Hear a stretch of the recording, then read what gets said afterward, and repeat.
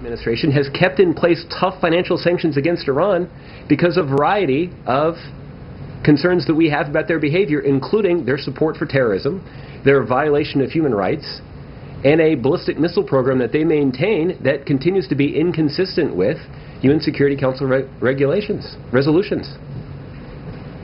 So the facts of this are quite clear. And again, I think it's an indication of just how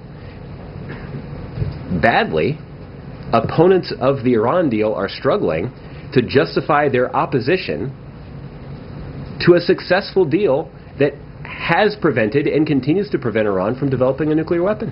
Can you just respond to two specific Yes. pieces, though? One is, was this money ransom for the folks that were released? No, it was not. It is against the policy of the United States to pay ransom for hostages. So it's just a coincidence. Well, Mike, here's this again. We talked about this in January too. So let's talk about this. There was a conscious, strategic decision that was made on the part of the Obama administration as we were implementing the deal to prevent Iran from obtaining a nuclear weapon, to resolve other long-standing concerns that we had with Iran. And that included securing the release of 5 American citizens who'd been unjustly detained in Iran, and closing out a long-standing financial dispute in a way that saved the American people potentially billions of dollars. So this all came to a head at the same time because we were addressing and resolving long-standing concerns with Iranian behavior. And the benefits are almost too long to mention, but the highlights are Iran is not developing a nuclear weapon. Iran had to scale back significant aspects of their nuclear program. Iran released 5 Americans who were unjustly detained on Iranian soil. And we resolved a 35-year-old financial claim with the Iranians in a way that saved Americans potentially billions of dollars. There are many other benefits that we can get into as well, but those are the highlights. One other thing, and then I'll let obviously my colleagues go, but okay. You cited the sanctions on Iran, the banking sanctions on Iran, because of concerns of terrorism and all of that. They're still in place. That's right. There are people who say, yeah, but handing over a pallet full of cash is actually less secure. I mean, that money could be handed off and distributed to terrorists potentially with even less ability to track, ability to know what's being purchased, arms, other things. So is there, I mean, was the White House at all concerned that they were essentially handing the Iranians a pot of untraceable money that is potentially going to fall into the hands of people that we don't like very much? They're doing things that we don't want to be doing. Well, so let's just review. As I mentioned earlier, the United States continues to have concerns with some of Iran's nefarious activities. But the CIA director just last week addressed concerns that have been raised by critics of the deal about how money that Iran has received since January has been spent in Iran. And I don't want to ruin the surprise here, but the Iranian government has spent the money largely in the way that we expected that they would. Since the international community worked together to impose sanctions on Iran because of their nuclear program, their economy suffered. So it makes sense that when Iran got revenue as a result of the Iranian agreement, for example, the nuclear agreement, for example, they used that money to prop up their currency that had been significantly devalued by the sanctions regime. We also know that when Iran was subject to all of these sanctions, they were not able to finance infrastructure improvements. Their infrastructure was crumbling. So we know that they used a revenue from sanctions relief to start investing in infrastructure. We also know that they had significant debts that they were unable to pay, and they were eager to repay those debts, and frankly their creditors were eager to collect. You don't know specifically how that specific pile of cash literally was used. Well, do you know how specifically that money was spent by the Iranians? Well, first of all, it's Iranian money, and I think what is true from all of the money that Iran has received since January including from sanctions relief, which actually is, we know, is more than $400 billion. It's much smaller than the hundreds of billions of dollars that critics of the deal predicted, but we can get to that in a little bit too.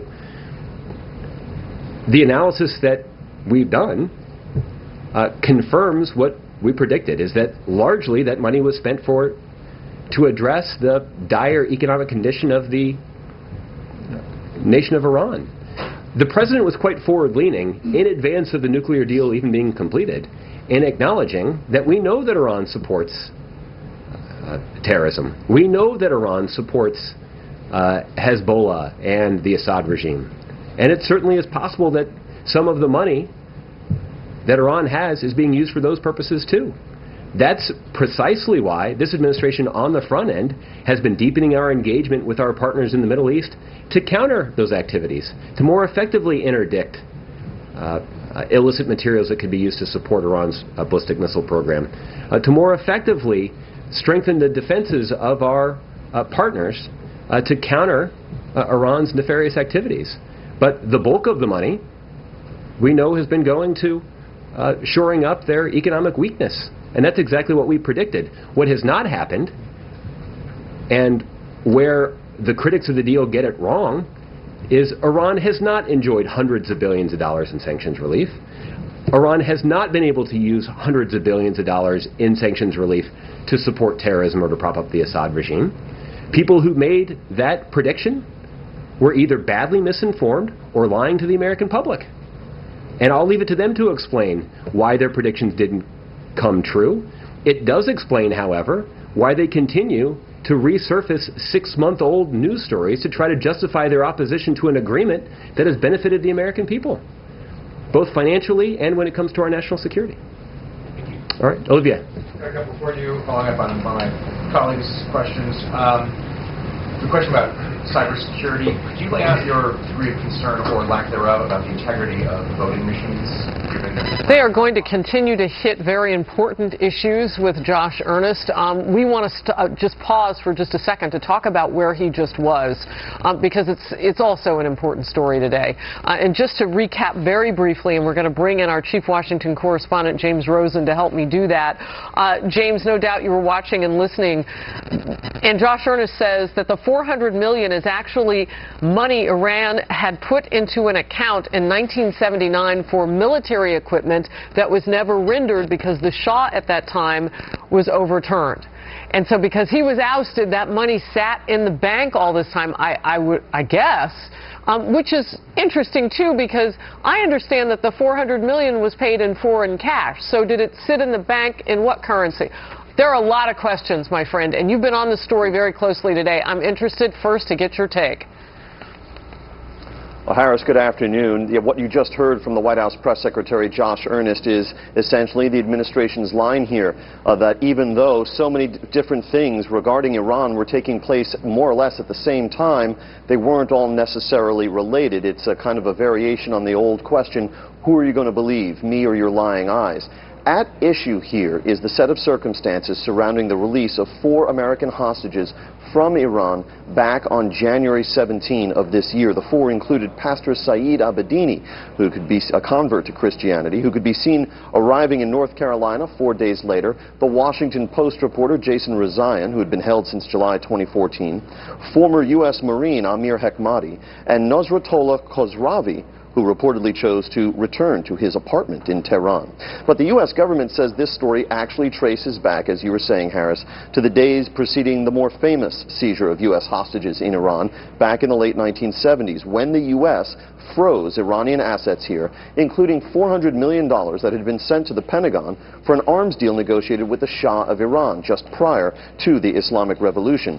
Iran's claim to that money has been snaking its way through international courts ever since, and officials said today that the $400 million cash payment that the U.S. arranged in January, on or about the very day that our hostages were freed from Iran, was only the first installment in a total payment of $1.7 billion, a bargain, the State Department claims, compared to the $10 billion that the Iranians could have won in court.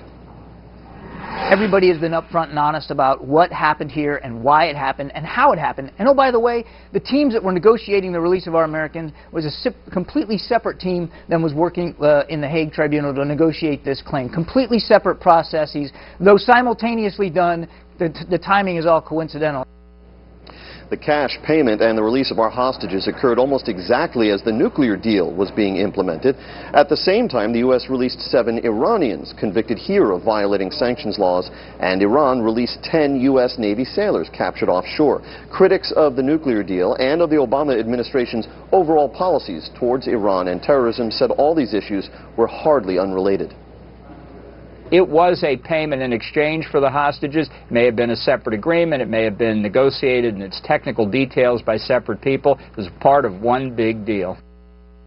And since January, Iran has detained at least 2 more Iranian-American citizens. Harris.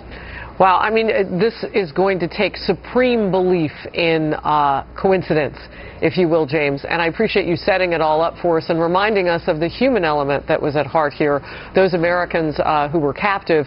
And the conversation now that ensues is the American public being told the truth. Thank you, James. We appreciate it. This is Outnumbered. I'm Harris Faulkner. We started with breaking news. Now we're going to talk about it. Here today, Fox Business Network's Dagan McDowell, radio talk show host Meghan McCain, Republican strategist Lisa Booth, and today's #OneLuckyGuy, former CIA covert operations officer Mike Baker. You are outnumbered. I feel a little bit, though, like maybe we're all outnumbered by the message that is coming out of the White House right now, because I really want to try to understand how so many things like a tumbler on a big lock that it would take an expert to pick all fell into place just haphazardly at once? Yeah. I mean, I spent that whole time while we were watching Josh Earnest scraping cow pies off the bottom of my shoes. He got about 3 minutes into that explanation and ran out of lipstick for the pig. There's just no way that they're going to be able to maintain this with a straight face over any period of time. Look, we're not privy to all those negotiations that took place, so that's fair. That's fair. We have to be careful about how we speculate on that. But this idea, and I can tell you because you know, my company is involved in various K&R issues and extortion issues, and so we understand to some degree how this process works. It doesn't matter what we call it. It doesn't matter whether we call it a coincidence. It matters what the other side believes and how they perceive it and how they explain it to their people. And the Iranian regime perceives it as a ransom, and that's how they explained it to their people. They said, we let these people go, look what we got. And so that's the important part here. So the healthy skepticism in all of this that would say, well, would it matter what it took to get Americans back? What would you say to that? I mean, we wanted those Americans home. Of course, they had been languishing, some of them, for a very long time. So then comes that other healthy skepticism of why then, on the very weak day of an Iran deal going through, why then? Right. Well, because it was part of the structured deal that the Iranians insisted on. And the problem with that would be? Well, the problem is the perception of paying for hostages. Look, you know, other governments do it. A lot of other governments do it. We say we don't do it. Josh Earnest just said we don't do it. Right. But my point being is it's a common practice around the world, both for governments and for private organizations. Are we changing? In particular, news and now more common because we've obviously paid a ransom for these 4 individuals, and 3 more people have been arrested in Iran who are just Iranian Americans. Right. That's not including people who have dual citizenship from other nations. Right. Can I just hit on a few things in terms of what Iran has been saying since this payment was made? Basically, under the cover of night on an unmarked cargo plane, pallets of euros and Swiss francs that we had to work with the central banks in Switzerland and Holland in order to put all this money together. So that's number one. The Iranian negotiators on the prison exchange said that they wanted the cash to show that they had gained something tangible. And the cash landed as soon as the Americans left Iran. And the Revolutionary Guard commanders boasted that America had succumbed to Iranian pressure. Absolutely. Substantial in the sense of they were already getting so much money. They were already allowed to do more with their oil revenue. I don't understand. Why do they need $400 million? I want to add the equivalent to it. Well, because they have no access to kind of the world banking system. Well, they do now with the sanctions being relieved, but certainly not American dollars. I want to push back on something Josh Earnest said. Listen, he acts like this is money that was due Iran. This was a case that was in front of the Hague, the the international court. This is a settlement that the Obama administration negotiated. There's another $2 billion that Iran wants that's in New York banks, and the Supreme Court said no, that money goes to victims of Iranian-funded terrorism. Well, and I want to get Lisa in here.